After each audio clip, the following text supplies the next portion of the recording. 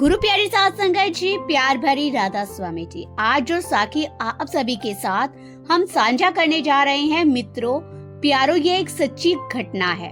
हमारी एक बहन जो कि डेरे में सेवा करने के लिए गई थी और पीछे उनके घर पर क्या क्या हुआ, सारा कुछ इस साखी में आज आप सुनने जा रहे हैं। तो गुरु प्यारी साथ संगत जी, साखी शुरू करने से पहले आप सभी से विनती है कि आप हमारे चैनल को सब्सक्राइब करके ऑल नोटिफिकेशन बेल दबा सकते हैं। तो आइए बड़े ही प्रेम के साथ इस साखी को सुनना शुरू करते हैं। गुरु प्यारी साथ संगत जी, एक बहन की है जो नियमित रूप से डेरे में सेवा करने आया करती थी। उसके घर में उसका पति था, बूढ़े सास ससुर थे और बच्चे भी थे। घर का माहौल वैसे तो ठीक था, पर एक बात की उसके दिल में हमेशा टीस रहती थी कि उसका परिवार ना गुरु घर से बिल्कुल नहीं जुड़ा हुआ। संगत जी, आप तो जानते हैं कि जब इंसान को उस नाम की, उस सतगुरु की प्यास लग जाती है तो उसका मन करता है कि उसका पूरा परिवार उस रंग में रंग जाए। वह जब भी डेरे आती, सत्संग सुनती या लंगर में जाकर सेवा करती तो उसकी आंखों में एक ही सपना होता। सपना क्या होता था संगत जी? सच्चे पातशाह, कभी तो वह दिन आएगा कि जब मेरे पति मेरे साथ इस डेरे में आएंगे, हम दोनों साथ आकर इस पंडाल में बैठकर आपका सत्संग सुनेंगे। पर दुनिया कहाँ जीने देती है। आस पड़ोस के लोग ताने मारते हैं, कहते कि अरे यह तो सारा दिन डेरे में पड़ी रहती है, घर वाले का क्या है, उस बाबे ने इसे पता नहीं क्या देना है। ये सब फालतू की बातें हैं। ये बाबाओं ने तो सिर्फ एक पैसा कमाने का जरिया बना रखा है, डेरा खोल रखा है। ऐसे कितने ही बहन ये सब सुनकर चुप करती हैं और अपने आंसू पी जाती हैं। उसे कभी किसी को जवाब नहीं दिया। उसका पति और ससुर उसे डेरे जाने से रोकते नहीं थे, लेकिन उसके दिल में गुरु के लिए कोई श्रद्धा भी नहीं थी। वह बस उसे एक आदत समझकर जाने देते थे। वह बहन रोज घर का सारा काम खत्म करती, सबको खाना खिलाती, फिर भागकर डेरे पहुंच जाती। सेवा में उसका रोम रोम खिल उठता था। उसे लगता था कि जैसे वह दुनिया के सबसे महफूज कोने में आ गई है। संगत जी, एक दिन की बात है, सुबह का समय था, घर में सब सामान्य था। पति से हंसते मुस्कुराते बात हुई, ससुर जी को चाय दी और वह खुशी खुशी डेरे के लिए रवाना हो गई सेवा के लिए। डेरे में जाकर उसने अपना फोन बंद करके जमा करवा दिया और सेवा में लग गई। वो सिमरन में लीन थी, हाथों में झाड़ू था, सेवा में लीन हो गई। पर संगत जी, उसे क्या पता था कि जिस घर को वह हंसता खेलता छोड़कर आई है, वहाँ मौत ने दस्तक दे दी है। पीछे घर में उसका पति अचानक अपनी चारपाई से तड़पने लगा, क्योंकि उसके सीने में बहुत दर्द हुआ। बहुत ज्यादा तेज दर्द था, इतना भयानक था कि वह दर्द से उसके मुंह से एक दिल दहलाने वाली चीख निकली। वह चीख इतनी तेज थी कि बाहर बैठे उसके बूढ़े पिता यानी ससुर जी को सुनाई दी और वह कांप उठे। वो भागते हुए कमरे में आए और उन्होंने जब अंदर का नजारा देखा, उनके पैरों तले जमीन खिसक गई। उनका जवान बेटा चारपाई से आधा नीचे फर्श पर लटका हुआ था। उसकी आंखें पथरा रही थी, मुंह से और नाक से खून के फव्वारे फूट रहे थे। खून ही खून, फर्श के ऊपर पूरा फर्श लाल हो चुका था। वो बूढ़ा बाप चीखे मार मार कर रोने लगा। उसने अपने कांपते हाथों से अपने भारी भरकम बेसुध बेटे को उठाने की कोशिश की, पर वो उसे हिला भी ना सका। खून रुकने का नाम नहीं ले रहा था। लड़के की सांसें उखड़ने लगी थी, ऑक्सीजन का स्तर गिरता जा रहा था। उसका शरीर ठंडा पड़ गया। आसपास के लोग चीखे सुनकर दौड़े आए। सबने देखा तो उनकी रूह कांप गई। किसी ने सोचा भी नहीं था कि जो इंसान कुछ घंटे पहले बिल्कुल ठीक था, उसकी ऐसी हालत हो जाएगी। 4-5 लोगों ने मिलकर किसी तरह उस खून से लथपथ शरीर को उठाया और गाड़ी में डालकर पागलों की तरह अस्पताल ले गए। सबके चेहरे पर खौफ था। रास्ते में ही लड़के की सांसें टूटने लगी, ऑक्सीजन बिल्कुल खत्म हो रही थी। लोगों ने एक दूसरे की तरफ देखकर कांपती हुई आवाजों में कहा, अब कुछ नहीं हो सकता, खेल खत्म है। और उधर वह भोली बहन डेरे की चार दीवारी में बेखबर अपने गुरु के प्यार में मगन सेवा कर रही थी। उसे अंदाजा भी नहीं था कि उसका सुहाग उजड़ने की कगार पर खड़ा है। शाम ढलने लगी, उस बहन की सेवा पूरी हुई। जब बहन सेवा पूरी करके डेरे से बाहर निकली, बहन ने अपना फोन लिया और जब फोन को ऑन किया, फोन ऑन होते ही उसमें दर्जनों मिस कॉल के मैसेज आए थे। उसका दिल जोर से धड़कना शुरू हो गया। उसे घबराती हुई आवाज में बोला कि अरे इतने मैसेज, कम से कम 500 मिस कॉल के मैसेज आए हुए थे। वो पूरी तरह से घबरा गई और कांप गई और उसने तुरंत ही घर पर फोन मिलाया। दूसरी तरह से जो आवाज आई, उसने उस बहन की पूरी दुनिया को एक पल में राख कर दिया। जल्दी अस्पताल पहुंचो, तुम्हारे पति की हालत बहुत खराब है, शायद वह नहीं बचेंगे। नाक और मुंह से खून बह रहा है, डॉक्टर कह रहे हैं उम्मीद नहीं है। संगत जी, जरा उस पल को महसूस कीजिए।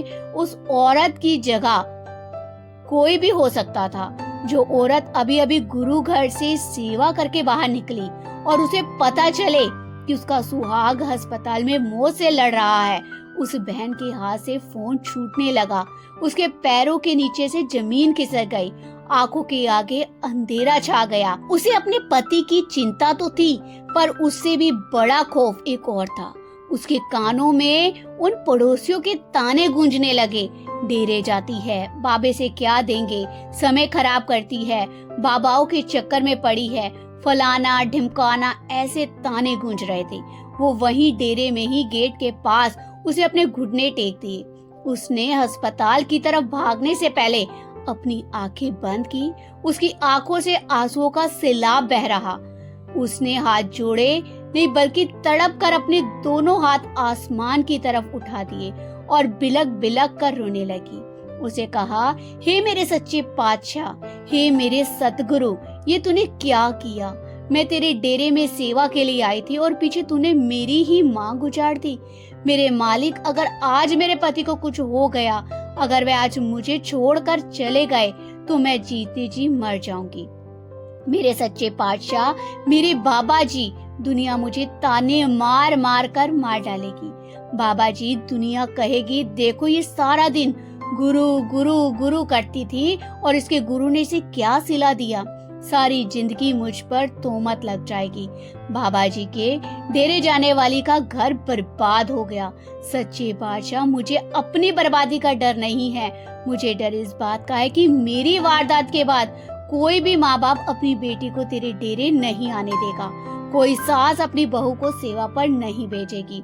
तेरे इस पाक और पवित्र नाम पर दाग लग जाएगा। मेरे दाता, मेरे सच्चे पातशाह, अगर तूने मेरी लाज रखी तो दुनिया तेरे नाम पर उंगली उठाएगी। मैं तेरा नाम रोशन करने आई थी, तेरे दर से विधवा का कलंक लेकर नहीं जाना चाहती। अब उसकी जान सिर्फ उसकी नहीं है, बाबा जी की है। अब उसकी जान तेरे इस डेरे की है। अब उसकी जान जान से तेरे इस डेरे की, तेरे सेवा की और तेरे इस नाम की इज्जत जुड़ी है। रख ले मालिक, रख ले। अपनी कृपा धार अपने लिए नहीं, अपने इस नाम के लिए उसकी सांसें लुटा दी। ये उस बहन ने रोते हुए बाबा जी से बातें की। वे वहां पर बैठकर इसी हालत में रोती रही और अरदास सिर्फ शब्दों की नहीं थी, वह एक टूटी हुई रूह की अपनी सृजनहार, अपने परमात्मा से सीधी पुकार थी। जो सिमरन उसने किया था, जो सेवा उसने बिना किसी लालच के की थी, आज वे सारी कमाई उसने अपने गुरु के चरणों में रखकर सिर्फ अपने सुहाग की भीख मांग ली। संगत जी, रोते बिलखते बदहवास हालत में वे अस्पताल पहुंची। वहां का हाल देखकर कोई भी इंसान हिम्मत हार जाता है। डॉक्टर बाहर खड़े थे, ससुर जी जमीन पर बैठकर रो रहे थे। डॉक्टर ने भी साफ साफ शब्दों में कह दिया कि अब बचने की कोई उम्मीद नहीं है। ऑक्सीजन लेवल 0 पर जा चुका है। दिमाग के अंदर कोई नस है जो फट चुकी है। हमने अपनी पूरी कोशिश कर ली है, पर हमें समझ ही नहीं आ रहा कि क्या हुआ और क्यों हुआ। आप लोग मालिक से सिर्फ और सिर्फ अरदास करें। हम अपनी तरफ से पूरी कोशिश कर रहे हैं। वैसे मेडिकल साइंस अब इसमें कुछ नहीं कर सकती, पर डॉक्टरों को क्या पता था कि जो साइंस की समझ से बाहर हो जाता है, वहीं से उस रूहानी, उस परमात्मा की ताकत का काम शुरू होता है। वह बहन चुपचाप आईसीयू के शीशे के बाहर खड़ी हो गई। उसने अंदर वेंटिलेटर पर पड़े अपने पति को देखा। उसने अपनी आंखें बंद की और अपने गुरु का ध्यान किया। उसके अंदर एक शांति आ गई। उसे लगा जैसे किसी ने उसके कंधे पर हाथ रख दिया हो, और फिर जो हुआ उसे पूरे अस्पताल को ही हिला कर रख दिया।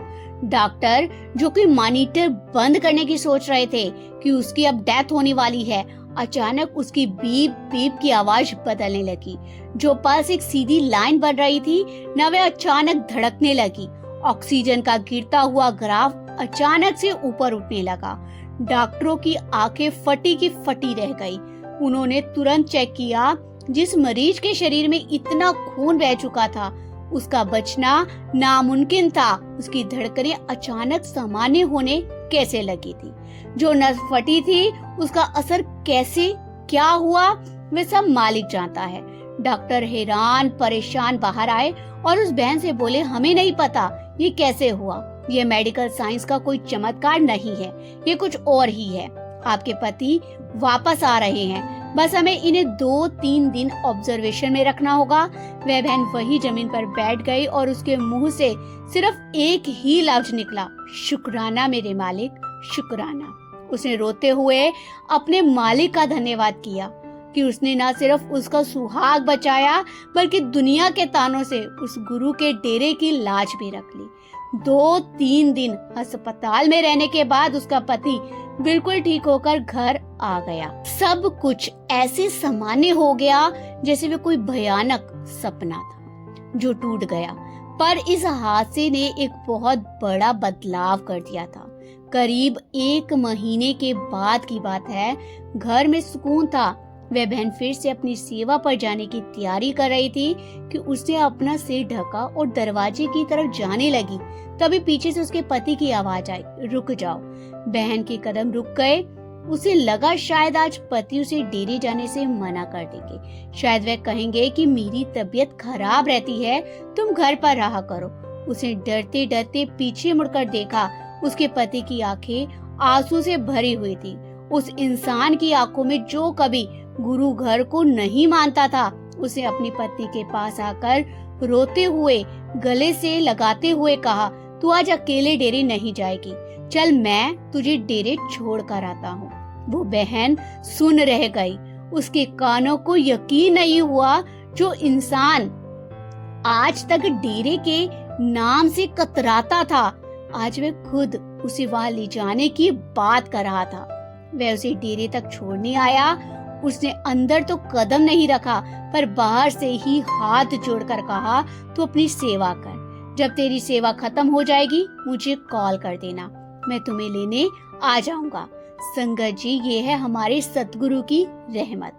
बाबा जी कहते हैं ना कि जब हम अपना सब कुछ मालिक पर छोड़ देते हैं तो वह सूली की सूता है, यानी कि ये बड़ी से बड़ी फांसी की सजा भी कांटे की चुभन में बदलकर खत्म कर देता है। उस बहन ने कहा था कि एक दिन ऐसा भी आएगा जब वह खुद मेरे साथ डेरे के अंदर आएंगे और आपका सत्संग सुनेंगे। संगत जी, इस साखी से हमें यही समझना है कि जब इंसान दुनिया की हर तरफ से हार जाता है, चारों तरफ से अंधेरा हो जाता है और कोई रास्ता नहीं दिखता, तब बस एक ही दरवाजा खुला होता है, उस कुल मालिक का, उस परमात्मा का दरवाजा। संत जी कहते हैं कि चरण शरण गुरु एक पैंडा, जाए चल सतगुरु कोट पैंडा। आगे होए ले तुम गुरु की तरफ एक कदम बढ़ाओ तो सही, वे मालिक तुम्हें गले लगाने के लिए 100 कदम आगे आएगा। सेवा और सिमरन कोई मामूली सी चीज नहीं है जिसका फल मालिक उसी वक्त हमारी झोली में डाल देता है। उस बहन के सच्चे प्रेम की, सच्चे विश्वास ने मौत के मुंह से अपने पति को खींच लिया। जब हमारा भरोसा उस पर पक्का हो जाता है तो चाहे लाख मुसीबत आए वह हमें कभी डोलने नहीं देता। वह हमारी लाज रखता है, हमारे हर दर्द का मरहम बनता है। हमें बस उसके नाम से जुड़े रहना है, सेवा और सिमरन को कभी नहीं छोड़ना है। यही उस सच्चे प्रेम की ताकत है। तो प्यारी साथ संगत जी, आज की साखी यहाँ पर समाप्त होती है। अब मैं आपसे विनती करती हूँ कि आप हमारे इस चैनल को सब्सक्राइब जरूर कीजिएगा और हमारे चैनल पर जितनी भी साखियाँ और राधा स्वामी जी के जितने भी सत्संग है वो आपको सुनने को मिलेंगे। आप जरूर सुनिएगा और अपने साथियों को, अपने भाई बहनों, मित्रों को भी आप शेयर जरूर कीजिएगा और प्यार से कमेंट में राधा स्वामी जी जरूर लिखिएगा। राधा स्वामी जी।